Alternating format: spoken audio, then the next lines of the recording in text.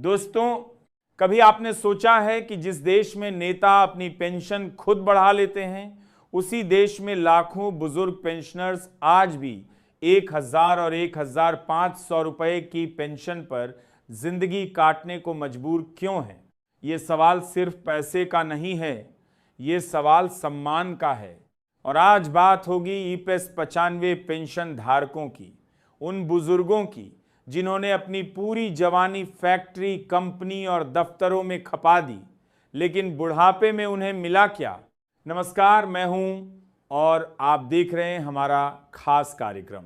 देश में करीब 78 लाख से ज्यादा ईपीएस 95 पेंशनर्स हैं।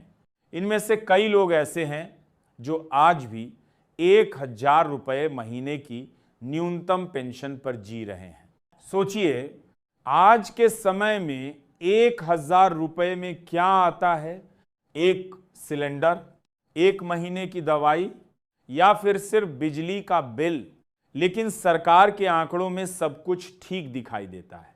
फाइलों में योजनाएं चल रही हैं, बैठकों में चर्चाएं हो रही हैं, और दूसरी तरफ एक बुजुर्ग पेंशनर दवाई और राशन के बीच चुनाव करने को मजबूर है। ईपीएस 95 पेंशनर्स की मांग क्या है? बहुत बड़ी मांग नहीं है, बस इतनी कि न्यूनतम पेंशन 7,500 रुपये की जाए, साथ में महंगाई भत्ता भी मिले, ताकि हर महीने बढ़ती महंगाई से थोड़ी राहत मिल सके। अब सवाल ये है कि क्या ये मांग गलत है? जब हर चीज महंगी हो चुकी है, दूध, दवाई, गैस, बिजली, सबके दाम बढ़ चुके हैं, तो फिर पेंशन क्यों नहीं बढ़ती?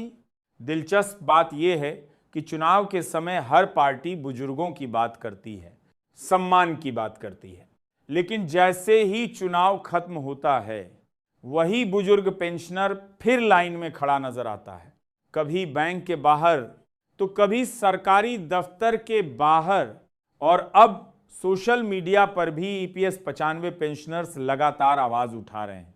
धरने हो रहे हैं, प्रदर्शन हो रहे हैं, लेकिन जवाब अब भी अधूरा है। सरकार कहती है कि मामले पर विचार किया जा रहा है, लेकिन पेंशनर्स पूछ रहे हैं कि आखिर कब तक विचार होगा, क्योंकि उम्र इंतजार नहीं करती, बीमारी इंतजार नहीं करती, और महंगाई तो बिल्कुल भी इंतजार नहीं करती। देश का वो कर्मचारी जिसने 30-35 साल तक नौकरी की, हर महीने पीएफ कटवाया, उसे बुढ़ापे में सम्मानजनक जिंदगी मिलनी चाहिए या नहीं?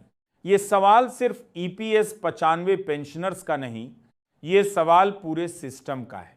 और शायद यही वजह है कि आज लाखों पेंशनर्स सरकार से सिर्फ पैसे नहीं, अपना हक मांग रहे हैं, अपना सम्मान मांग रहे हैं। अब देखना यह होगा कि आने वाले दिनों में सरकार इस पर कोई बड़ा फैसला लेती है, या फिर लाखों बुजुर्गों का इंतजार यूं ही जारी रहेगा। अगर आप भी ईपीएस 95 पेंशनर्स की मांग का समर्थन करते हैं, तो इस वीडियो को ज़्यादा से ज़्यादा शेयर कीजिए, ताकि उनकी आवाज़ और बुलंद हो सके। धन्यवाद।